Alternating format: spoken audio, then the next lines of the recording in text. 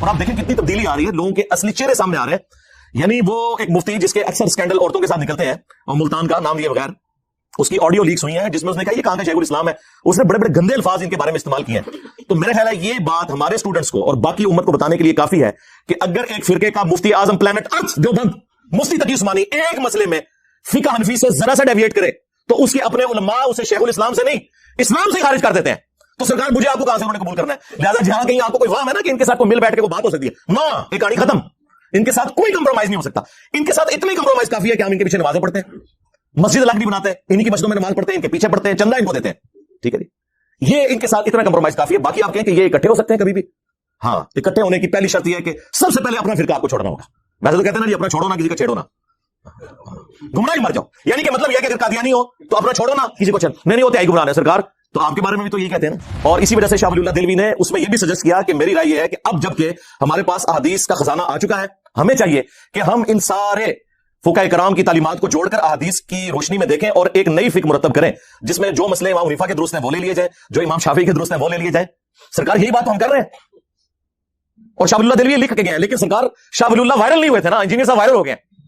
مسئلہ یہ ہے کہ ایک سیکورٹی گارڈ بھی انجینئر صاحب کی ویڈیو دیکھ رہا ہے, ایک جنرل بھی ویڈیو دیکھ رہا ہے, ایک سپریم کورٹ کا جج بھی دیکھ رہا ہے, ایک رانی بام بھی دیکھ رہا ہے, ایک ڈاکٹر بھی دیکھ رہا ہے, ایک انجینئر بھی دیکھ رہا ہے. اور وہ مولوی جو کہ قرآن و سنت کے دشمن ہیں وہ نہیں دیکھ رہے یا چھپ چھپ کے دیکھ رہے ہیں, لیکن ان کے بچے ضرور دیکھ رہے ہیں, کیونکہ ہم ان کی بیٹھکوں میں ان کی اجازت کے بغیر یوٹیوب کے ذریعے موبائلوں میں داخل ہو چکے ہیں الحمدللہ. تو میں سب سے پہلے سلام انہی حنفیوں کو پیش کروں گا جنہوں نے مفتی صاحب کو گالیاں نکالی ہیں کہ آپ واقعی سچے حنفی ہو, کیونکہ حنفیت کی بنیاد یہ ہے کہ قرآن و سنت اور اجماع کو پیچھے رکھ کے اپنے بابوں کے جو خیالات ہیں, ان کے نظریات ہیں, انہیں آگے لے کے آنا ہے. تو میں آپ کو سلام پیش کرتا ہوں, آپ واقعی ایک نمبر ہے. اور جو دوسرے مفتی صاحب کا دفاع کر رہے ہیں میں انہیں دعوت توبہ پیش کرتا ہوں کہ یا تو وہ اپنی اس فکر کو چھوڑیں, یہ دو کشتیوں کے مسافر نہ بنے کہ بیک وقت دونوں چیزوں کو پیرلل میں آپ لے کے چل رہے ہیں. مان لے کے غلطی ہوئی ہے. ویسے تو بڑے فخریہ کہتے ہیں کہ جی وہ تو ائمہ کرام کے اقوال ہیں کہ ہماری کوئی بات بھی قرآن و سنت کے خلاف ہو تو اسے چھوڑ دو, دیکھو ہم اندھی تقلید نہیں کرتے, اور فخریہ یہ بات بتاتے ہیں. لیکن پریکٹیکلی کوئی ایک بات انہیں بتا کے بتائیں اور دیکھیں ان کے چہرے بتائیں گے کہ ان کے اوپر کیسی ناگواری آئے گی. قرآن و سنت کی دشمنی ان کی گھٹی کے اندر آ چکی ہوئی ہے. تو نبی علیہ السلام نے تو کہا کہ یہ جو پوچھ پوچھ کے چل رہے ہو نا, دیکھ لو کہ یہ جو پوچھ پوچھ کے چل رہے ہو وہ صحیح بات بتا رہے ہیں یا اللہ کی وحی کے خلاف بتا رہے ہیں. تبھی کہا نا کہ تم اپنے علماء کی باتوں کو اللہ کی شریعت کے خلاف مان لیا کرتے تھے. تو اس کا مطلب ہے کہ ہر بندے نے دیکھنا ہے کہ یہ مولوی کوڑ پہ مار رہا ہے یا سچ پہ کہتا ہے. یہی مطلب ہوا نا. وہاں تو کسی نے کہا کہ ہم تو ناقص العقل ہیں, ہم جاہل ہیں, ہم کیسے دیکھ سکتے ہیں کہ قرآن و سنت میں کیا لکھا ہوا ہے یا رسول اللہ, یہ تو علماء کا کام ہے نا. تو دیکھ لیں اس سے یہ بھی رزلٹ نکلتا ہے. اور ڈگری ان کی اس کی اوقات یہ ہے کہ بریلوی دیوبندیوں کو جاہل کہتے ہیں, دیوبندی بریلویوں کے علماء کو جاہل کہتے ہیں, سنی شیعہ کے شیعہ سنی کے. یہ ٹوٹل اوقات ہے ان کی ڈگریوں کی. اور ہماری ڈگری صحیح بخاری میں بلغوا عنی ولو آیہ, پہنچا دو میری طرف سے خواہ ایک آیت ہی آتی ہو. یہ نبی علیہ السلام نے ہماری ذمہ داری لگائی ہے. صحیح بخاری میں حدیث ہے, حضرت عبداللہ ابن عباس رضی اللہ تعالی عنہما نے جنازے میں سورہ فاتحہ پڑھی اور تھوڑی بلند آواز سے پڑھی. سنن نسائی میں یہ الفاظ موجود ہے کہ انہوں نے جہرن پڑھی, اور بعد میں انہوں نے جو مقتدی تھے انہیں بتایا کہ یہ میں نے اس لیے بلند آواز سے پڑھی ہے تاکہ تمہیں میں بتاؤں کہ جنازے میں سورہ فاتحہ پڑھنا سنت ہے, یعنی نبی علیہ السلام کا طریقہ ہے. یہ سنت وہ نہیں جو یہ مولویوں نے بنائی ہوئی ہے کہ رفع سنت ہے کہ فرض ہے, نہیں. صحابہ کرام کے زمانے میں یہ والی چلاکیاں نہیں ہوتی تھی جو یہ کرتے ہیں. سنت یعنی رسول اللہ کا طریقہ صلی اللہ علیہ وآلہ وسلم. فجر کی نماز پڑھنا بھی سنت ہے, ظہر کے 4 فرض پڑھنا بھی سنت ہے. سنت مانا طریقوں. مصنف ابن ابی شیبہ میں موجود ہے, سنن نسائی کے اندر موجود ہے. حضرت عمر فاروق رضی اللہ تعالیٰ عنہ نے کوفہ کے جو جسٹس بنائے تھے نا قاضی شورے, انہیں خط لکھا, اور اس خط میں انہوں نے لکھا کہ جب بھی تمہیں کوئی مسئلہ درپیش ہو سب سے پہلے اللہ کی کتاب میں دیکھنا, اللہ کی کتاب میں نہ پاؤ تو رسول اللہ کی سنت میں دیکھنا صلی اللہ علیہ وآلہ وسلم. سنت میں بھی نہ پاؤ تو پھر اجماع امت میں دیکھنا کہ امت کیا معاملات لے کر اجماعی طور پر چل رہی ہے. پوری امت, صرف فقہ حنفی فقہ شافعی نہیں, پوری امت. اور اگر اجماع میں بھی نہ پاؤ تو پھر تم اجتہاد کر لینا, اور نہ کرو تو بہتر ہے. انٹینڈڈ مسئلوں کو چھوڑ دو, نہ زیادہ سینگ پھنسانے کی کوشش کرنا. تو اس میں اہل سنت کا منہج پتہ چل گیا, قرآن سنت اور اس کے بعد اجماع اور پھر اجتہاد. جب تک قرآن و سنت میں کوئی چیز موجود ہے تو آپ کو نیچے جانے کی ضرورت ہی نہیں ہے. وہ صحابی کہتے ہیں جب وہ میں نے دعائیں سنی نا تو میں نے تمنا کی کہ کاش آج اس میت کی جگہ میری میت رکھی ہوتی اور اللہ کے نبی مجھ پہ یہ دعائیں پڑھ رہے ہوتے صلی اللہ علیہ وآلہ وسلم. صلو علی محمد و آل محمد, اللہم صلی علی محمد و علی آل محمد. بلکہ مصنف ابن ابی شیبہ میں ابراہیم نخعی کا قول ہے جس کے اوپر پوری فقہ حنفی کھڑی ہوئی ہے, کیونکہ وہ کہتے ہیں کہ امام حنیفہ جو ہیں وہ ان کے پوتا شاگرد ہیں, ان کی مسند پہ آگے بیٹھے ہیں. وہ کہتے ہیں سجدہ صاحب میں بھی ایک سلام ہے اور جنازے میں بھی. اچھا وہ پہلی بات پہ تو حنفی عمل کر رہے ہیں, سجدہ صاحب کے تو 5 طریقے ثابت ہیں, جس طریقے سے حنفی کرتے ہیں وہ بھی ثابت ہے, تابعین سے ہم اسے غلط نہیں کہتے. لیکن جہاں سے وہ لے رہے ہیں اس میں موجود ہے کہ صاحب میں ایک سلام ہے, یعنی تشہد پڑھنے کے بعد ایک سلام پھیرنا ہے آپ نے اور پھر 2 سجدے کرنے ہیں. جو بعد میں آپ 2 سلام پھیرتے ہیں وہ تو نماز مکمل کرنے کے ہوتے ہیں. اور جنازے میں بھی ایک سلام ہے. اچھا آدھی انہوں نے بات لی ہوئی ہے کہ وہ سجدہ صاحب اس طریقے پہ کرتے ہیں لیکن نماز جنازہ میں 2 طرف سلام پھیرتے ہیں. تو پوری آپ روایت لیں. اگر کوئی دو طرف بھی پھیر لیتا ہے اس کے اوپر فتوا نہیں لگاتے, تابعین سے ثابت ہے. البتہ نبی علیہ السلام کا جو سنت طریقہ ہے وہ دائیں طرف ایک طرف سلام پھیرنا ہے. یعنی یہ عام نماز اور نماز جنازہ میں جو فرق ہے ان میں سے ایک فرق یہ بھی ہے. عرب ملکوں میں, سعودی عرب میں آپ میں سے اکثر لوگ حج عمرے کے لیے بھی گئے ہوں گے, ہر نماز کے بعد وہاں پہ جنازے ہوتے ہیں اجتماعی, اور ایک طرف بھی سلام پھیرتے ہیں اور سرن پڑھاتے ہیں. نبی علیہ السلام سے جہرن بھی نماز جنازہ ثابت ہے, لیکن آپ کا جو عمومی عمل ہے وہ سرن ہی ہے. سنن نسائی میں موجود ہے کہ نبی علیہ السلام سرن نماز جنازہ پڑھایا کرتے تھے, جس طرح ظہر اور عصر کی نماز پڑھائی جاتی ہے نا اس طرح, لیکن آپ جہرن بھی بعض اوقات پڑھاتے تھے. وہ تعلیم کے طور پہ بھی ہوتا تھا اور جواز کے طور پر بھی, دونوں طریقے سے ثابت ہے. تو بعض لوگوں نے اسے معیوب سمجھا, تو سیدہ عائشہ نے کہا کہ مجھے حیرانگی ہو رہی ہے کہ کوئی زیادہ عرصہ نہیں گزرا, نبی علیہ السلام اسی مسجد میں نماز جنازہ پڑھا کرتے تھے, آپ نے بدری اصحاب کا نماز جنازہ اس کے اندر پڑھا ہے, اور تم میں بعض لوگ اسے معیوب سمجھ رہے ہیں. اچھا, اس حدیث سے دو رزلٹ نکلے. ایک تو یہ کہ عورت بھی نماز جنازہ پڑھ سکتی ہے. عموماً جو یہ عورتوں کی مانیت کی جاتی ہے نا, وہ بے صبری کی وجہ سے نماز جنازہ کے ساتھ نہیں ہو جائیں گی, لیکن جنازہ پڑھ سکتی ہیں. عرب میں تو پڑھتی ہیں جس نماز پڑھتی ہیں مسجد میں. اور دوسرا یہ بھی ثابت ہوا کہ مسجد میں بھی نماز جنازہ درست بلکہ سنت ہے. اور تیسری ایک اور بات بھی ثابت ہوئی کہ جو کیڑے نکالنے والے ہیں نا, اور قرآن و سنت کو کم فہمی کی وجہ سے اگنور کرنے والے ہیں, وہ اس زمانے میں بھی موجود تھے. ظاہر وہ بریلوی جو بندی تو نہیں تھے نا جو مخالفت کر رہے تھے, ظاہر نیو مسلم ہوں گے, انہیں چیزوں کا اتنا آئیڈیا نہیں ہوگا. اور عائشہ نے ان کی سلام اللہ علیہ اصلاح فرمائی. فقہ حنفی کے 3 بڑے مسائل ایسے ہیں جو جس سے وہ خود رجوع کر چکے ہیں. نمبر 1, مدینہ کو حرم امام حنیفہ رحمۃ اللہ علیہ نہیں مانتے تھے, فقہ حنفی والے مانتے ہیں. بخاری مسلم میں 50 سے زیادہ حدیث ہیں کہ مدینہ حرم ہے. نبی علیہ السلام نے کہا, اے اللہ, ابراہیم علیہ السلام نے مکے کو حرم بنایا تھا, میں مدینے کو حرم بناتا ہوں. اے اللہ, مدینے کے مد میں برکت عطا فرما, اس کے سا میں برکت عطا فرما. یہ میئرمنٹس کے انسٹرومنٹس ہیں جس طرح کلو گرام اور لیٹرز ہیں. اے اللہ, مدینے کی محبت ہمارے دل میں مکے کی طرح کر دے, بلکہ اس سے بھی زیادہ کر دے. کتنی دعائیں آپ نے فرمائی. تو آج بریلوی دیوبندی حنفی جو ہیں وہ مدینے کو حرم مانتے ہیں. دوسرا, امام حنیفہ رحمۃ اللہ علیہ شوال کے 6 روزوں کو بدعت سمجھتے تھے. ایون امام مالک جو مدینہ شریف میں رہتے ہیں, وہ الموطا امام مالک میں لکھ رہے ہیں کہ میں نے اہل مدینہ کو شوال کے 6 روزے رکھتے ہوئے نہیں پایا, حالانکہ اب سب رکھ رہے ہیں. بخاری کو چھوڑ کے باقی جو 5 کی 5 کتابیں اہل سنت کی, مسلم, ابو داؤد, ترمذی, نسائی, ابن ماجہ میں یہ حدیث موجود ہے کہ جو رمضان کے بعد شوال کے 6 روزے رکھ لے وہ ایسا ہے جیسا کہ پورے سال کے روزے اس نے رکھے, اور پوری زندگی رکھتا ہے تو پوری زندگی کے روزے. اس میں آپ کی مرضی ہے کہ وہ پورے مہینے میں کسی بھی وقت رکھ لیں. یہ نہیں ہے کہ ایک فوراً بعد رکھ لیں, یہ ساتھ ہی شروع کر دیں, جب آپ کا دل کرے آپ نے اس ایک مہینے میں 6 روزے پورے کر لیں. تو حنفیوں نے یہ ان کا مسئلہ چھوڑ دیا. امام حنیفہ جو ہے عقیقے کو زمانے جاہلیت کی رسم مانتے تھے, جبکہ بخاری میں موجود ہے نبی علیہ السلام نے فرمایا کہ بچے کی طرف سے عقیقہ کرو. ترمذی ابو داؤد میں موجود ہے نبی علیہ السلام نے فرمایا لڑکے کی طرف سے 2 بکرے یا بکریاں اور لڑکی کی طرف سے 1 کرو. بچے کی جان گروی ہوتی ہے عقیقے کے, بس خون بہاؤ. خون مانا ہے پوری جان دینی آپ نے, یہ گائے میں اسے نہیں ڈالنا ہے, بکرا یا بکری. تو یہ 3 مسئلے ایسے جو چھوڑ دیے انہوں نے. باقی فقہ حنفی والوں کو ہم ریکویسٹ کریں گے کہ آپ ذرا اپنے بابا جی جنہیں سارے بابا مانتے ہیں, شاہ ولی اللہ دہلوی, ان کی کتاب حجت اللہ البالغہ پڑھ کے تو دیکھیں. انہوں نے تقلید کے بارے میں جو طبیعت آپ لوگوں کی صاف کی ہوئی ہے, انہوں نے کہا کہ امت کی گمراہی کی سب سے بڑی وجہ یہ اندھی تقلید ہے. ہاں, انہوں نے کہا کہ واجب ہے لوگوں کے اوپر کہ جب انہیں سنت پہنچ جائے تو وہ سنت کے مطابق عمل کریں, اپنے امام کے اقوال کو چھوڑ دیں. اور انہوں نے اس میں لکھا ہے جو بخاری اور مسلم سے بغض رکھے وہ سنیت سے خارج ہے. اور اس پہ اجماع ہے کہ بخاری اور مسلم کی تمام متصل الاسناد احادیث قطعی الصحت ہے, ان سے بغض رکھنے والا بدعتی ہے, وہ سنی نہیں ہو سکتا. تو مجھے بتائیں کون بغض رکھ رہا ہے؟ عزتیں اویل کر رہے ہیں قرآن و سنت کے نام کے اوپر, چندے اکٹھے کر رہے ہیں قرآن و سنت کے نام کے اوپر, سواریاں سوار کر رہے ہیں مکے اور مدینے کی آوازیں لگا کے, اور پھینکتے کہاں ہیں دیوبند اور بریلی میں جا کے. اور جو شخص انہیں کہتا ہے کہ بھائی ان بابوں سے دستبردار ہو, اپنی نسبت اس کے ساتھ مضبوط کرو جس کی قبر مدینے میں صلی اللہ علیہ وآلہ وسلم, تو یہ کہتے ہیں کوئی نیا فرقہ لے کے آ گیا. نیا نہیں لے کے آیا سرکار, یہ مرنے سے پہلے اے مسلمان کر لیں اس پہ غور. کتابوں کا خدا اور ہے, بابوں کا خدا اور. بابے بھی اسی خدا کو مانتے ہیں لیکن ان کوالٹیز کے ساتھ نہیں جو وحی کے ذریعے آئی ہیں, بلکہ ان کوالٹیز کے ساتھ جو ان کے بزرگوں نے تعلیم فرمائی ہے. تو دیکھیں سرکار پھر اللہ نے تھوڑے بلا کیڑی چھڑی ہے. ہاں, جڈی گمراہی سی نا اڈی اڈی بلا چھڑ دیتی ہے. میرے نبی سا ہے ہی کوئی نہیں, تیرے بابے تھے شاہ ہی کوئی نہیں. ٹھیک ہے نا. ہاں, الحمدللہ رب العالمین والصلاة والسلام علی سید الانبیاء والمرسلین وعلی آلہ واصحابہ اجمعین الی یوم الدین. الحمدللہ آج 4 دسمبر 2022 کو سنڈے کے دن ہمارا یہ پبلک سیشن نمبر 71 منعقد ہونے جا رہا ہے. آپ کے سوالات ریئل ٹائم پرچیوں کی شکل میں میرے پاس آ چکے ہیں, لیکن انہیں ڈسکس کرنے سے پہلے اس ویک کا ایک کرنٹ ایشو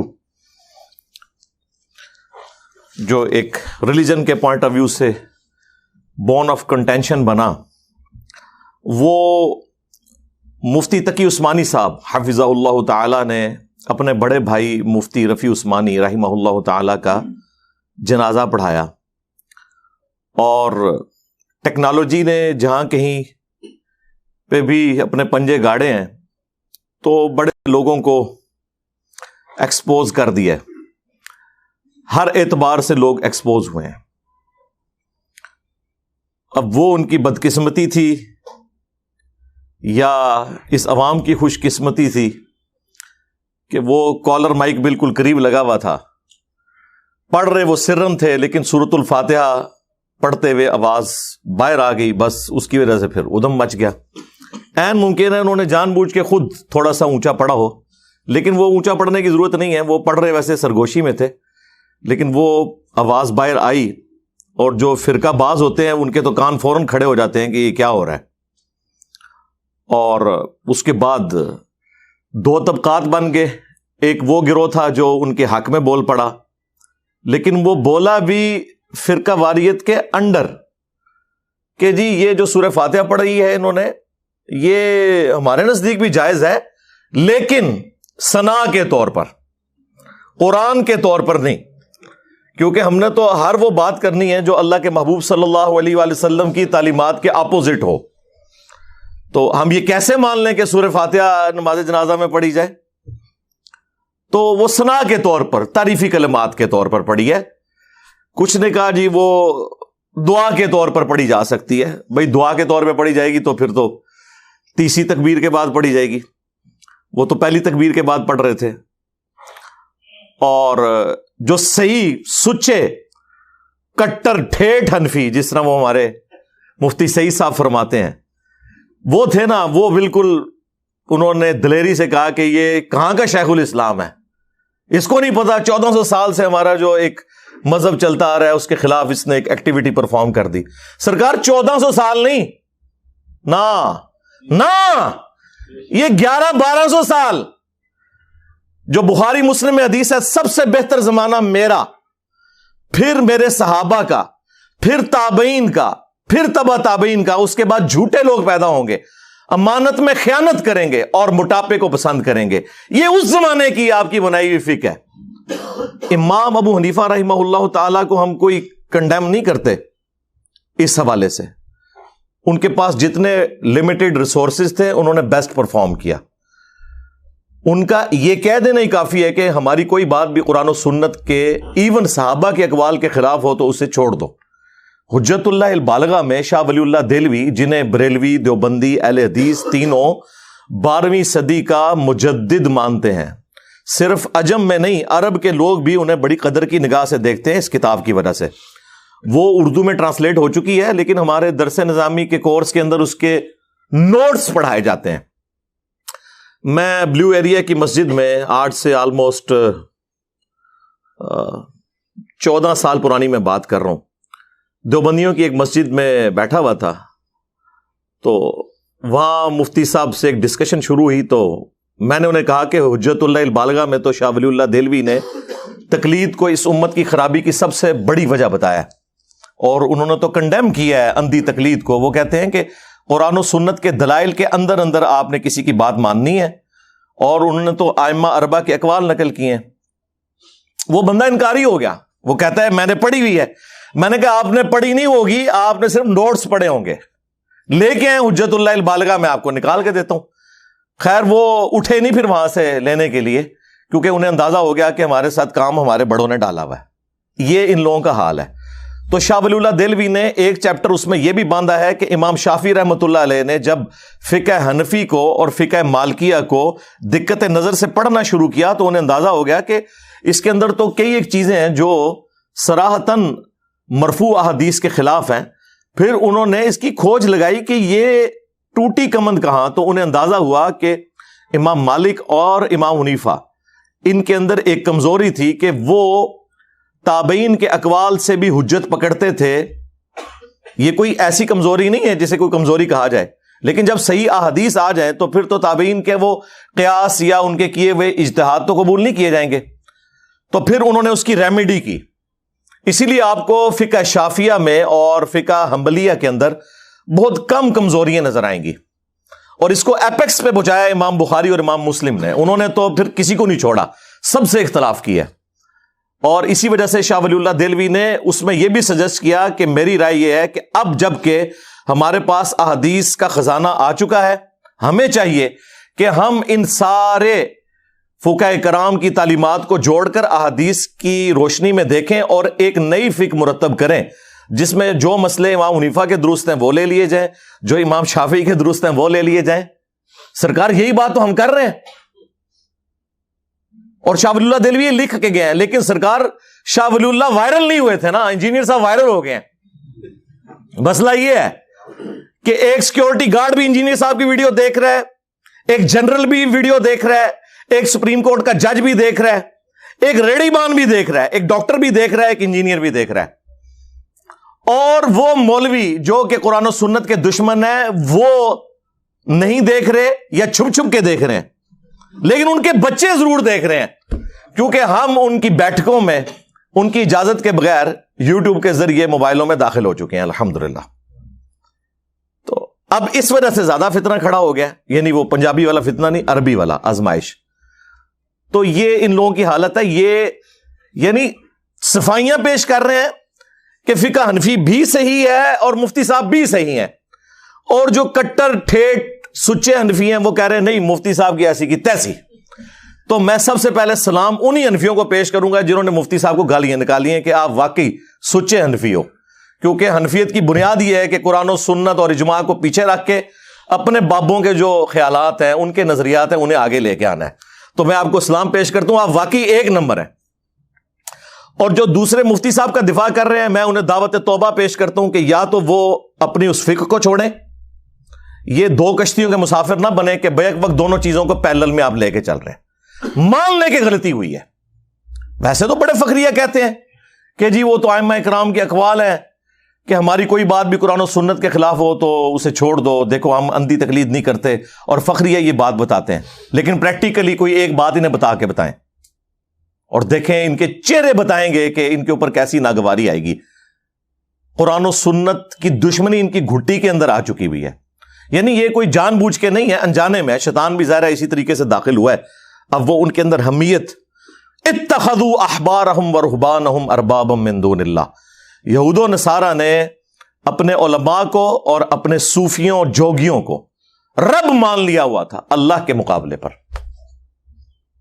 اب اس آیت مبارکہ کی شرح میں ایک حدیث ہے، اس کی صحت پہ اختلاف ہے، لیکن شیخ البانی اس کو حسن درجے میں مانتے ہیں، جامعہ ترمذی میں ہے، مسند احمد کے اندر موجود ہے، اور شاہ ولی اللہ دہلوی نے بھی تقلید کے رد میں اس حدیث کو حجت اللہ البالغہ میں نقل کیا ہے کہ حاتم طائی جو تھے مشہور عرب کے ایک سخی، ان کے بیٹے مسلمان ہو گئے، عدی ابن حاتم،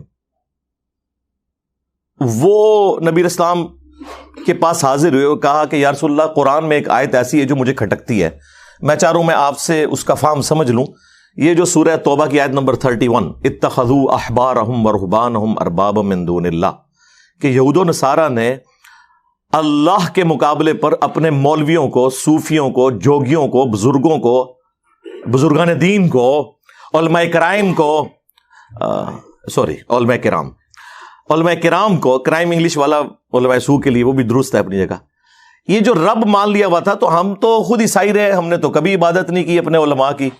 تو نبی علیہ السلام نے فرمایا کہ کیا تم اپنے علماء اور صوفیوں، رہبان، ان جوگیوں کے کہنے کے اوپر اللہ کی طرف سے جو چیز حلال تھی ان کے کہنے پہ اسے حرام، اور جو اللہ نے حرام کی تھی ان کے کہنے پہ اسے حلال نہیں مان لیا کرتے تھے؟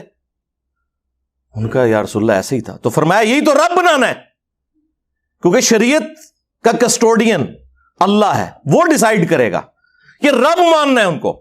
نہیں جی، نبی علیہ السلام نے آپ کا ایک مسئلہ حل کر دیا۔ جو میرے اوپر بڑی تہمت لگاتے ہیں نا، یہ کہتا ہے جی وہ ڈائریکٹ دیکھیں کہ قرآن و سنت میں کیا ہے، بزرگان دین سے اور علماء سے پوچھ کے نہ چلیں۔ تو نبی علیہ السلام نے تو کہا کہ یہ جو پوچھ کے چل رہے ہو نا، دیکھ لو کہ یہ جو پوچھ کے چل رہے ہو وہ صحیح بات بتا رہے ہیں یا اللہ کی وحی کے خلاف بتا رہے ہیں۔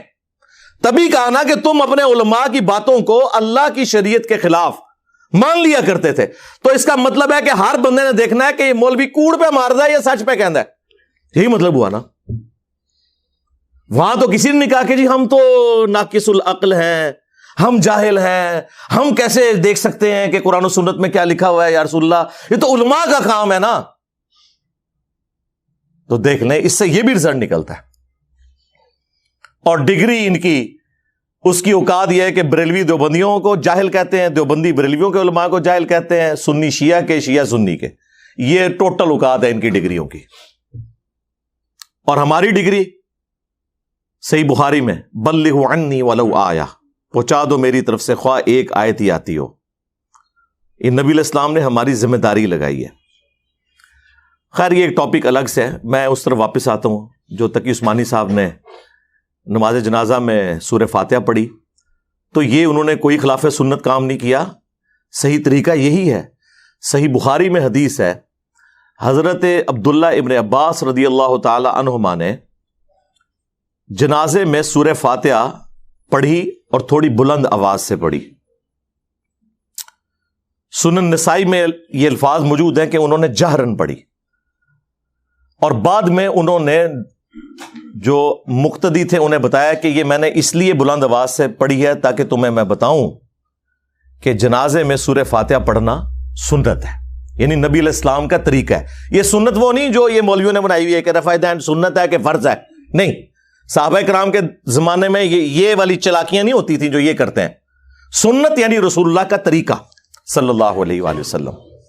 فجر کی نماز پڑھنا بھی سنت ہے، ظہر کے 4 فرض پڑھنا بھی سنت ہے. سنت مانا طریقوں.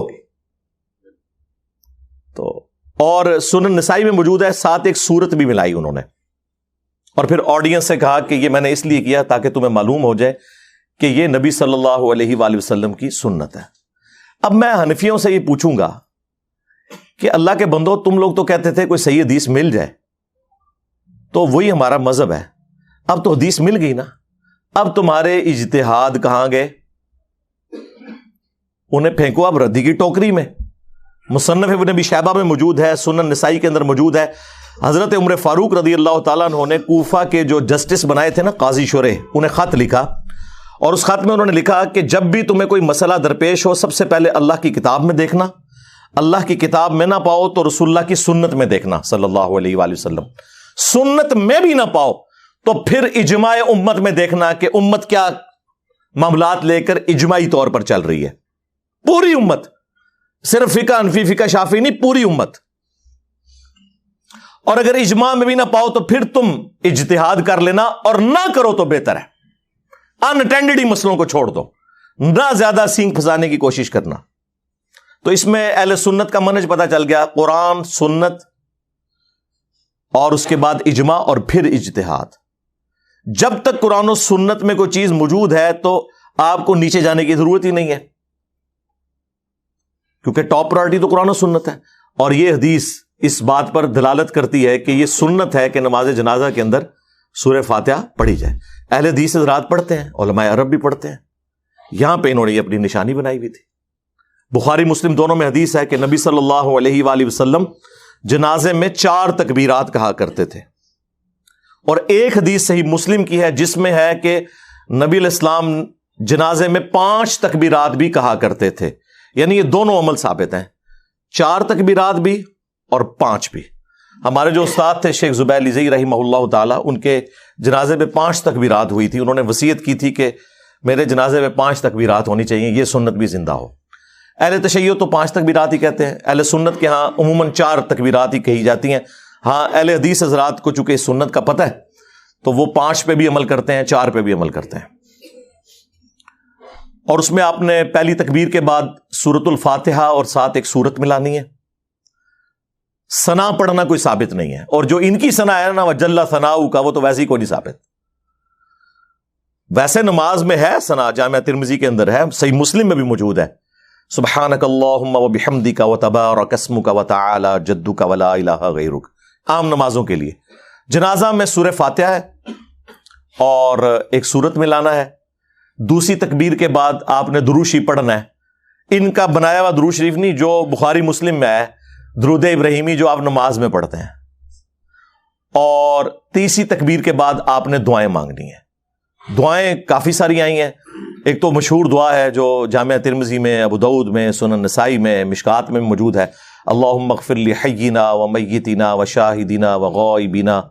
یہ پوری دعا عام مسلمانوں نے یہی والی یاد کی ہوئی ہے.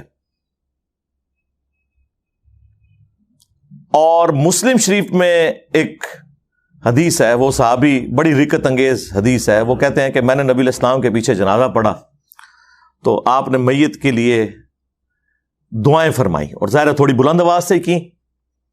تو صحابہ کرام نے وہ یاد کر لی دعائیں. وہ تو کمال کے الفاظ ہیں. نبی علیہ السلام نے دعا کی, اے اللہ اس پہ رحم فرما, اسے بخش دے,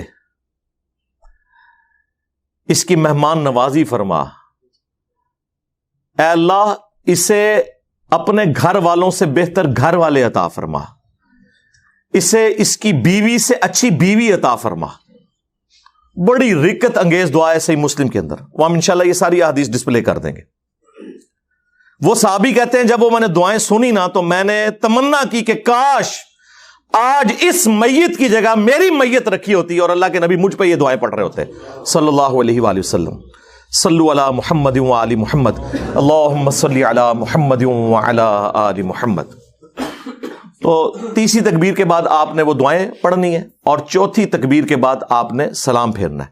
اگر 5 تکبیرات ہوں گی تو پھر چوتھی کے بعد بھی دعائیں مانگنی ہوگی, اور 5ویں تکبیر کے بعد پھر آپ نے سلام پھیرنا ہے. اور سلام دائیں طرف پھیرنا سنت ہے. عرب سارے ملکوں میں دائیں طرف پھیرا جاتا ہے. یہاں پہ اہل حدیث تھوڑا سا وہ حنفیوں سے ڈرے ہوئے تھے, اب کچھ ان کو عقل آئی ہے, انہوں نے ایک طرف شروع کیا, ادروائز میجورٹی ابھی بھی 2 طرف پھیرتی ہے. سنن کبری البیہقی میں دونوں طرح کی احادیث موجود ہیں. 2 طرف سلام پھیرنے والی حدیث جو ہے اس میں تدلیس کا بھی ایشو ہے, ضعیف راوی بھی ہے, اور بھی ایشو ہے. اور جو ایک طرف سلام پھیرنے والی حدیث ہے وہ بالکل صحیح سند کے ساتھ ہے. بلکہ مصنف ابن ابی شیبہ میں ابراہیم نخعی کا قول ہے جس کے اوپر پوری فقہ حنفی کھڑی ہوئی ہے, کیونکہ وہ کہتے ہیں کہ امام حنیفہ جو ہیں وہ ان کے پوتا شاگرد ہیں, ان کی مسند پہ آ کے بیٹھے ہیں. وہ کہتے ہیں سجدہ سہو میں بھی ایک سلام ہے اور جنازے میں بھی. اچھا, وہ پہلی بات پہ تو حنفی عمل کر رہے ہیں. سجدہ سہو کے تو 5 طریقے ثابت ہیں, جس طریقے سے حنفی کرتے ہیں وہ بھی ثابت ہے, تابعین سے ہم اسے غلط نہیں کہتے. لیکن جہاں سے وہ لے رہے ہیں اس میں موجود ہے کہ سہو میں ایک سلام ہے, یعنی تشہد پڑھنے کے بعد ایک سلام پھیرنا ہے آپ نے, اور پھر 2 سجدے کرنے ہیں. جو بعد میں آپ 2 سلام پھیرتے ہیں وہ تو نماز مکمل کرنے کے ہوتے ہیں. اور جنازے میں بھی ایک سلام ہے. اچھا, آدھی انہوں نے بات لی ہوئی ہے کہ وہ سجدہ صاحب اس طریقے پہ کرتے ہیں لیکن نماز جنازہ میں 2 طرف سلام پھیرتے ہیں. تو پوری آپ روایت لیں. اگر کوئی 2 طرف بھی پھیر لیتا ہے ہم اس کے اوپر فتویٰ نہیں لگاتے, تابعین سے ثابت ہے. البتہ نبی علیہ السلام کا جو سنت طریقہ ہے وہ دائیں طرف ایک طرف سلام پھیرنا ہے. یعنی کہ عام نماز اور نماز جنازہ میں جو فرق ہے ان میں سے ایک فرق یہ بھی ہے. عرب ملکوں میں, سعودی عرب میں آپ میں سے اکثر لوگ حج عمرے کے لیے بھی گئے ہوں گے, ہر نماز کے بعد وہاں پہ جنازے ہوتے ہیں اجتماعی, اور ایک طرف ہی سلام پھیرتے ہیں اور سرن پڑھاتے ہیں. نبی علیہ السلام سے جہرن بھی نماز جنازہ ثابت ہے, لیکن آپ کا جو عمومی عمل ہے وہ سرن ہی ہے. سنن نسائی میں موجود ہے کہ نبی علیہ السلام سرن نماز جنازہ پڑھایا کرتے تھے, جس طرح زور اور عصر کی نماز پڑھائی جاتی ہے نا اس طرح. لیکن آپ جہرن بھی بعض اوقات پڑھاتے تھے. وہ تعلیم کے طور پہ بھی ہوتا تھا اور جواز کے طور پر بھی, دونوں طریقے سے ثابت ہے. جس طرح اہل حدیث تو عموماً ایک طریقے کو فالو کرتے ہیں, حنفی بھی خاص ایک ہی طریقے کو فالو کرتے ہیں. دونوں طریقے درست ہیں. اہل حدیث کے پیچھے آپ جنازہ پڑھیں تو آپ کو لگتا ہے آپ جنازہ پڑھ کے نکلیں, اور دیوبندی اور بریلوی علماء جنازہ ان کا ہوتا ہے تقریباً 40 سیکنڈ کا, اور اس کے بعد 5 منٹ کی دعا ہو رہی ہوتی ہے. بریلوی دعا کرواتے ہیں, دیوبندی اعلانات کرتے رہتے ہیں کہ جی 3 دن بعد یہ ہوگا اور 5ویں دن یہ ہوگا اور فلاں چیز یہ ہوگی. حالانکہ سنت یہ ہے کہ آپ نے جنازے کے بعد دعا نہیں کرنی بلکہ میت کو قبرستان لے کے جانا ہے. اور سنن ابی داؤد میں موجود ہے کہ دفنانے کے بعد اس کی قبر پہ کھڑے ہو کر اس کے لیے دعا کرنی ہے. نبی علیہ السلام نے فرمایا کہ اب اسے آزمایا جائے گا, اس سے سوالات پوچھے جائیں گے, تم اپنے بھائی کی قبر کے سوالوں کی استقامت کے لیے دعا کرو. وہاں پہ سنت ہے. اور وہ صحیح مسلم میں حضرت عمر بن عاص کی وہ رکت انگیز حدیث بھی موجود ہے جس میں انہوں نے اینڈ پہ وصیت کی تھی کہ جب میں مر جاؤں تو میری قبر پہ اتنی دیر بیٹھے رہنا جتنی دیر ایک اونٹ کو نہر کر کے اس کا گوشت تقسیم کیا جاتا ہے, تاکہ میں اپنی قبر سے مانوس ہوں اور اللہ کے آئے ہوئے مہمانوں کو جوابات دے سکوں. یعنی 2-2.5 گھنٹے قبر پہ بیٹھنا دفنانے کے بعد, یہ بھی سنت ہے. ظاہر سنت صحابہ کرام سے کوئی چیز ثابت ہو جائے گی تو وہ سنت اور دین کی کیٹیگری میں فال کرے گی. تو وہ دعا وہاں پہ آپ نے جا کے کرنی ہے. تو یہ نماز جنازہ کے بارے میں عموماً کہ یہ ایک متس مشہور ہے, اس لیے میں نے اس کو کلیئر کر دیا. اسی طریقے سے حنفیوں میں آپ دیکھیں گے وہ انہوں نے ایک چیز پکی پکڑی ہوئی ہے کہ نماز جنازہ صرف جنازہ گاہ میں ہوگا یا گراؤنڈ میں ہوگا, مسجد میں نہیں وہ پڑھنے دیتے. ایون کئی مسجدیں ہیں نا تو مسجد کے باہر وہ میت رکھ کے نا نماز جنازہ پڑھ رہے ہوتے ہیں, مسجد کے اندر نہیں پڑھتے. یہ ٹھیک ہے کہ آپ علیہ السلام کی عمومی سنت اور افضل عمل یہی ہے کہ آپ نے جنازہ گاہ یا عیدگاہ میں پڑھنی ہے نماز جنازہ, بخاری مسلم میں احادیث ہے. لیکن سرکار مسلم شریف میں یہ ایک حدیث موجود ہے کہ سعد ابن ابی وقاص جب فوت ہوئے, فاتح ایران المتوفا 56 ہجری, جو قادسیہ میں حضرت عمر نے جنہیں امیر لشکر بنا کے بھیجا تھا, اور یہ آخر میں فوت ہونے والے بدری اصحاب میں سے ہیں. یہ حضرت معاویہ رضی اللہ تعالیٰ عنہ کے دور میں فوت ہوئے, ان کے بعد دنیا میں کوئی بدری صحابی زندہ نہ رہا. بہرحال جب وہ فوت ہوئے تو سیدہ عائشہ نے صحابہ کرام سے کہا کہ سعد کی میت لا کے میرے حجرے کے باہر رکھو. اب حجرہ ایڈجسنٹ تھا مسجد نبوی شریف کے, تو میت مسجد میں رکھنی پڑ رہی تھی, اور اما عائشہ نے کہا کہ میں نے اس کا جنازہ پڑھنا ہے تو یہاں لا کے اسے رکھو میت کو.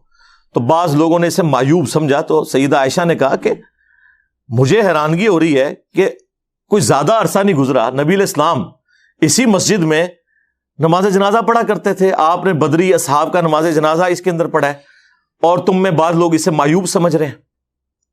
اچھا, اس حدیث سے دو رزلٹ نکلے. ایک تو یہ کہ عورت بھی نماز جنازہ پڑھ سکتی ہے. عموماً جو یہ عورتوں کی ممانعت کی جاتی ہے نا, وہ بے صبری کی وجہ سے. نماز جنازہ کے ساتھ نہیں وہ جائیں گی, لیکن جنازہ پڑھ سکتی ہیں. عرب میں تو پڑھتی ہیں جس طرح نماز پڑھتی ہیں مسجد میں. اور دوسرا یہ بھی ثابت ہوا کہ مسجد میں بھی نماز جنازہ درست بلکہ سنت ہے. اور تیسری ایک اور بات بھی ثابت ہوئی کہ جو کیڑے نکالنے والے ہیں نا, اور قرآن و سنت کو کم فہمی کی وجہ سے اگنور کرنے والے ہیں, وہ اس زمانے میں بھی موجود تھے. ظاہر ہے وہ بریلوی دیوبندی تو نہیں تھے نا جو مخالفت کر رہے تھے. ہاں, ظاہر ہے نیو مسلم ہوں گے, انہیں ان چیزوں کا اتنا آئیڈیا نہیں ہوگا. اور اما عائشہ نے ان کی سلام اللہ علیہا اصلاح فرمائی. تو یہ ساری چیزیں بھی ساتھ میں اس لیے کلیئر کر رہا ہوں تاکہ آپ کو یہ جو متس مشہور ہوئی ہیں نا عجیب و غریب قسم کی عوام الناس کے اندر, وہ آپ کو کلیئر ہو کہ یہ قرآن و سنت کی تعلیمات بالکل اس حوالے سے واضح ہیں کہ آپ نے سنت طریقے پہ کس طریقے سے نماز جنازہ کو ادا کرنا ہے. باقی نبی صلی اللہ علیہ وآلہ وسلم کے بارے میں بھی, اور عبداللہ ابن عمر سے بھی آتا ہے المصنف ابن ابی شیبہ میں, المصنف عبد الرزاق کے اندر, کہ وہ ہر تکبیر کے اوپر رفع الیدین بھی کرتے تھے. یعنی آپ نے جتنی تکبیرات کہنی ہے نا, تو اللہ اکبر کے ساتھ آپ نے ہاتھوں کو بھی بلند کرنا ہے. نماز جنازہ ہو, نماز عیدین ہو, قیام کی حالت میں جب بھی تکبیر کہی جائے گی نا, تو آپ نے رفع الیدین کرنا ہے. یہ اصولی حدیث سنن نبی داؤد کے اندر موجود ہے کہ نبی علیہ السلام رکوع سے پہلے جب بھی تکبیر کہتے تھے نا, تو رفع الیدین کرتے تھے. کوئی بھی تکبیر ہوتی تھی, چاہے وہ عیدین کی ہو, چاہے وہ جنازہ کی ہو, ایون وطر کی دعا سے پہلے بھی اگر آپ تکبیر کہیں تو آپ رفع الیدین کریں, اور اس کے بعد دعائے قنوت پڑھیں. تو یہ سنت ہے. اس کے بعد آپ کی مرضی ہے, آپ نے ہاتھ باندھ کے نماز جنازہ پڑھنا ہے یا ہاتھ کھول کے. وہ عام نماز میں بھی دونوں طریقے سے سنت ہے. میری اس کے اوپر کئی ایک ویڈیوز ریکارڈڈ ہیں, وہ آپ دیکھ سکتے ہیں. باقی فقہ حنفی والوں کو ہم ریکویسٹ کریں گے کہ آپ ذرا اپنے بابا جی, جنہیں سارے ہی بابا مانتے ہیں, شاہ ولی اللہ دہلوی, ان کی کتاب حجت اللہ البالغہ پڑھ کے تو دیکھیں. انہوں نے تقلید کے بارے میں جو طبیعت آپ لوگوں کی صاف کی ہوئی ہے نا, انہوں نے کہا کہ امت کی گمراہی کی سب سے بڑی وجہ یہ اندھی تقلید ہے. ہاں, انہوں نے کہا کہ واجب ہے لوگوں کے اوپر کہ جب انہیں سنت پہنچ جائے تو وہ سنت کے مطابق عمل کریں, اپنے امام کے اقوال کو چھوڑ دیں. اور انہوں نے اس میں لکھا ہے جو بخاری اور مسلم سے بغض رکھے وہ سنیت سے خارج ہے. اور اس پہ اجماع ہے کہ بخاری اور مسلم کی تمام متصل الاسناد احادیث قطعی الصحت ہیں. ان سے بغض رکھنے والا بدعتی ہے, وہ سنی نہیں ہو سکتا. تو مجھے بتائیں کون بغض رکھ رہا ہے؟ عزتیں اویل کر رہے ہیں قرآن و سنت کے نام کے اوپر, چندے اکٹھے کر رہے ہیں قرآن و سنت کے نام کے اوپر, سواریاں سوار کر رہے ہیں مکے اور مدینے کی آوازیں لگا کے, اور پھینکتے کہاں ہیں دیوبند اور بریلی میں جا کے. اور جو شخص انہیں کہتا ہے کہ بھائی ان بابوں سے دستبردار ہو, اپنی نسبت اس کے ساتھ مضبوط کرو جس کی قبر مدینے میں صلی اللہ علیہ وآلہ وسلم, تو یہ کہتے ہیں کوئی نیا فرقہ لے کے آ گیا. نیا نہیں لے کے آیا سرکار, یہ مرنے سے پہلے اے مسلمان کر لے اس پہ غور, کتابوں کا خدا اور ہے, بابوں کا خدا اور. بابے بھی اسی خدا کو مانتے ہیں, لیکن ان کوالٹیز کے ساتھ نہیں جو وحی کے ذریعے آئی ہیں, بلکہ ان کوالٹیز کے ساتھ جو ان کے بزرگوں نے تعلیم فرمائی ہیں. تو دیکھیں سرکار پھر اللہ نے تو بلا کیڑی چھڈی ہے. ہاں جڈی گمراہی سی نا اڈی وڈی بلا چھڑ دیتی ہے. میرے نبی سا ہے ہی کوئی نہیں, تیرے بابے تے شے ہی کوئی نہیں. ٹھیک ہے نا. ہاں تو وہ آپ یہ دیکھیں, یہ جب کبھی گمراہی بڑے لیول کی آتی ہے نا تو اس کے آگے پھر ہرڈل اور رکاوٹ اور اسے ختم کرنے کے لیے اسی لیول کی بڑی آواز پھر بلند ہوتی ہے. اور یہ یقین کریں کہ مجھے بھی نہیں پتا کہ مجھے کس طریقے سے اللہ تعالیٰ نے لا کے تو اس پلیٹ فارم پہ اتنی دلیری کے ساتھ کھڑا کر دیا. یہ انسان اپنی مرضی سے کچھ نہیں کر سکتا. اللہ تعالیٰ وقت کے ساتھ حالات و واقعات فیوریبل کرتا ہے. ظاہر ہے کہ ابھی اس وقت جو ہم باتیں کر رہے ہیں, آج سے 15-20 سال پہلے تو تصور ہی نہیں تھا, ملک کے حالات ہی ایسے نہیں تھے. ہر چیز فیوریبل ہوتی ہے, اللہ تعالیٰ کی تائید شامل ہوتی ہے, تو پھر یہ معاملات بہتری کی طرف جاتے ہیں.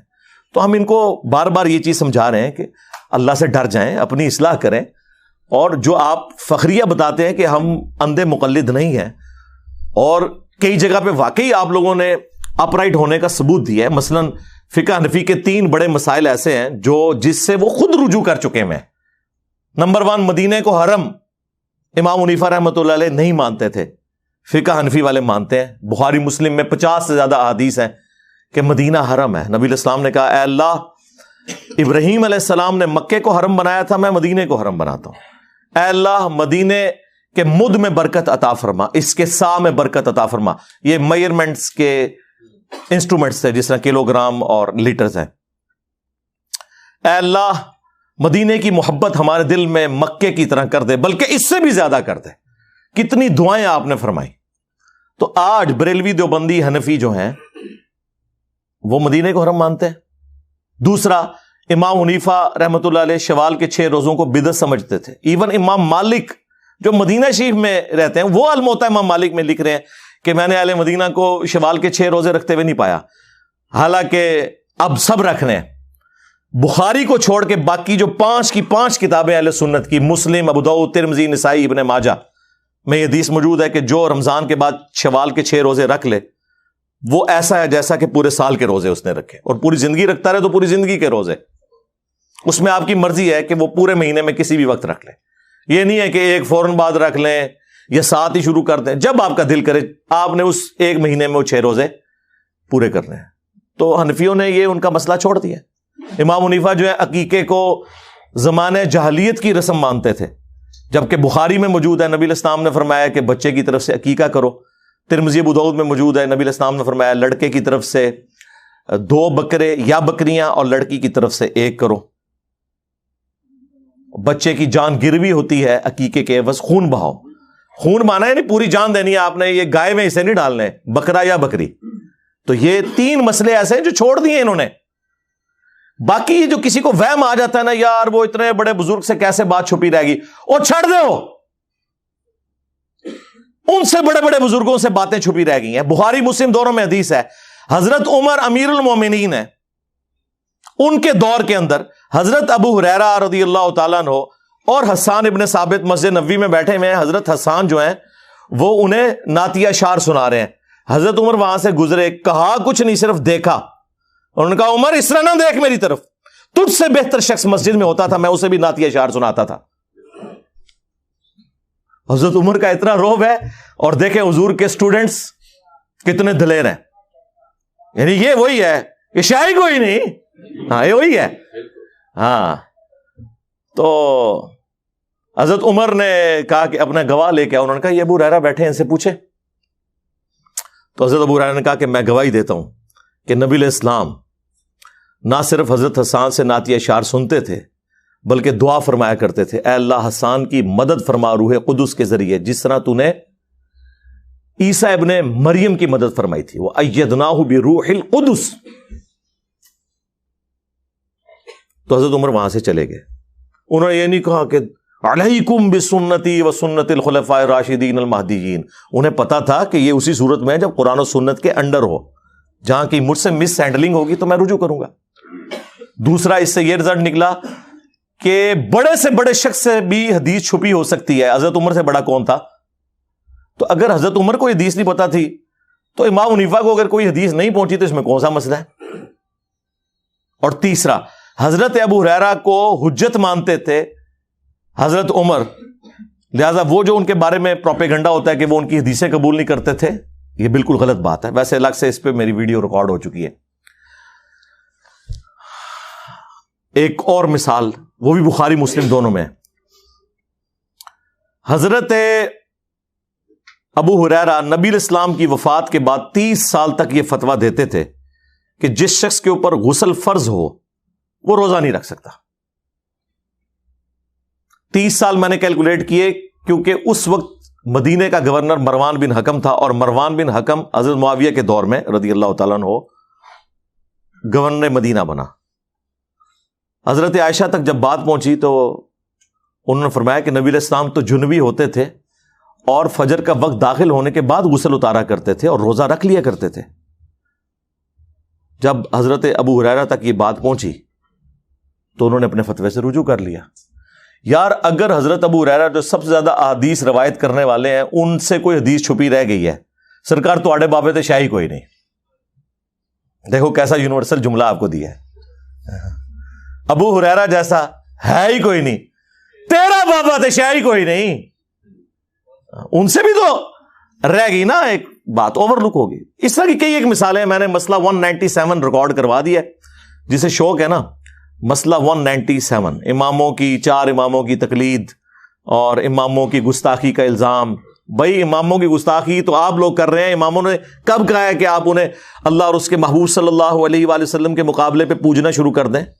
انہیں تو اپنی آخرت کی فکر تھی. انہوں نے کب اس طرح کی تعلیمات دی ہیں؟ یہ آپ لوگوں نے ان کے ساتھ غلط چیزیں منسوب کر دی ہیں. بخاری مسلم میں حدیث ہے، مولا علی اس کے راوی ہیں. وہ کہتے ہیں کہ ایک انصاری کو نبی الاسلام نے امیر بنا کے بھیجا، کچھ صحابہ کو ایک مہم پر روانہ کیا، اور اس امیر کو اتنا غصہ آیا کہ اس نے اپنے سب آرڈینیٹس کو کہا کہ ایک آگ کا الاؤ جلاؤ. اور جب خوب بھڑک گیا تو اس نے کہا کہ میں تمہارا امیر ہوں، میری اطاعت رسول اللہ کی اطاعت اور رسول اللہ کی اطاعت اللہ کی اطاعت ہے، اور میری نافرمانی رسول اللہ کی نافرمانی اور رسول اللہ کی نافرمانی اللہ کی نافرمانی ہے. اب میں تمہیں حکم دیتا ہوں کہ اس آگ میں کودو. تو وہ حنفی ہوتے تو شاید کود ہی جاتے ہیں، ویسے انہیں بھی نہیں کودنا. ایک گالی کر دیں تقلید دی. تو انہوں نے کہا کہ ہم آگ سے بچنے ہی کے لیے تو رسول اللہ کے دامن کرم میں آئے تھے، تو پھر ہمیں آگ میں پھینک رہا ہے. تو ہمارا امیر ہے لیکن تیری یہ بات نہیں مانیں گے.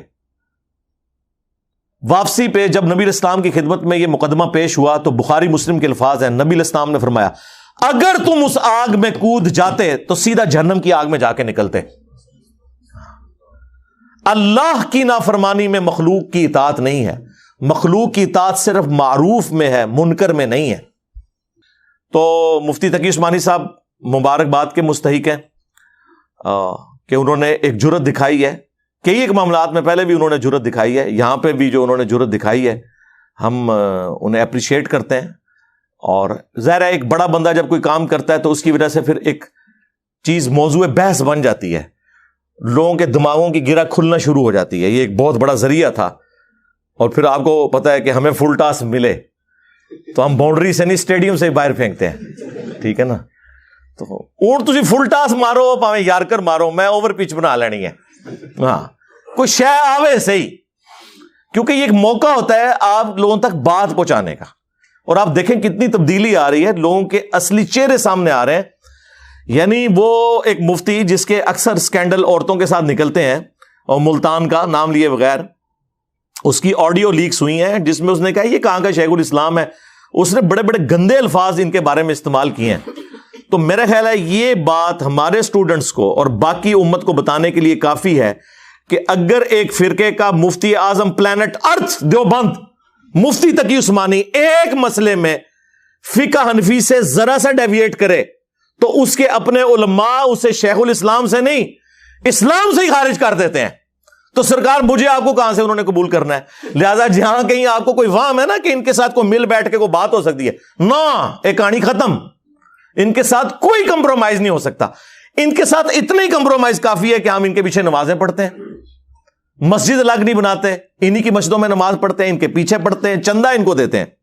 ٹھیک ہے جی، یہ ان کے ساتھ اتنا کمپرومائز کافی ہے. باقی آپ کہیں کہ یہ اکٹھے ہو سکتے ہیں کبھی بھی، ہاں اکٹھے ہونے کی پہلی شرط یہ ہے کہ سب سے پہلے اپنا فرقہ آپ کو چھوڑنا ہوگا. ویسے تو کہتے ہیں نا جی اپنا چھوڑو نہ کسی کا چھیڑو نہ, گمراہ ہی مر جاؤ. یعنی کہ مطلب یہ ہے کہ اگر قادیانی ہو تو اپنا چھوڑو نہ کسی کو چھیڑ. نہیں ہوتے آئی گمراہ ہے سرکار, تو آپ کے بارے میں بھی تو یہی کہتے ہیں نا.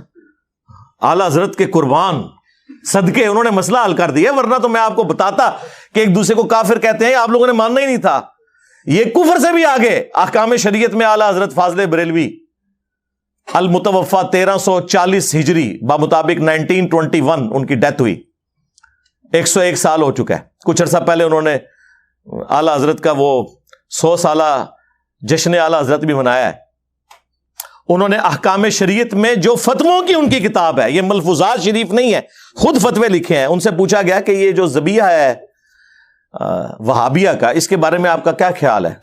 تو انہوں نے کہا رکو ذرا صبر کرو ابھی بتاتا ہوں. انہوں نے کہا تو نے تو وہابیہ کا پوچھا, سن پھر دیکھ آج ہم ہر چیز کھول کھول کے تجھے بیان کریں گے. انہوں نے کہا کہ دیوبندی ہو, اہل حدیث وہابی ہو, رافضی شیعہ ہو, قادیانی ہو, نیچری ہو. نیچری وہ کہتے ہیں یہ جو سر سید احمد خان کے ماننے والے, جو نیچر میں بلیو کرنے والے, وہ ساروں کا ذکر کر. انہوں نے کہا یہ 1,00,000 دفعہ بھی اللہ کا نام لیں ذبیحہ مردار ہی رہے گا. یہ سب کے سب مرتد ہیں. مرتد کا مطلب کافر نہیں, اس سے اگلی بات کہ یہ واجب القتل ہیں. ویسے اعلیٰ حضرت سے مجھے اختلاف ہے, مرتد تب ہوتے جب یہ بریلوی چھوڑ کے ادھر آتے. مرتد کہاں سے ہوئے ہیں وہ, ان کا اپنا نظریہ ہے. اچھا, البتہ یہود و نصارہ کا ذبیحہ حلال ہے. یعنی اعلیٰ حضرت کے نزدیک یہود و نصارہ, اہل حدیث, دیوبند, شیعہ اور قادیانیوں سے بہتر ہے. یہ اس چکر میں پڑے ہوئے ہیں کہ یہ کوئی اتحاد امت کر لیں گے. بھائی بڑے نکال کے گئے ہوئے ہیں, اور پھر انہوں نے جو حسام الحرمین میں حرمین کی تلوار کے اندر انہوں نے تو لکھا ہے کہ ان کے کفر میں شک کرنے والا بھی کافر ہے علماء دیوبند کے. اور دیوبندیوں نے پھر اپنی روح راضی کی, المہند المفند میں انہوں نے لکھا کہ یہ جو احمد بریلوی ان کی جماعت ایک شیطانی لشکر ہے جو ہم پہ حملہ آور ہو گیا. جس طرح کے شیاطین انبیاء پر حملہ آور ہوتے تھے, یہ علماء دیوبند رضی اللہ عنہم پر حملہ آور ہوئے ہیں. 14ویں صدی کے مولویوں رضی اللہ عنہم تو ایک دوسرے کو نکالے بیٹھے ہوئے ہیں. اس لیے ان کے اوپر 4 نہیں 5 تکبیریں پڑے, ایک مجلس میں انہیں 3 طلاقیں دے کے ان سے جان چھڑا لیں.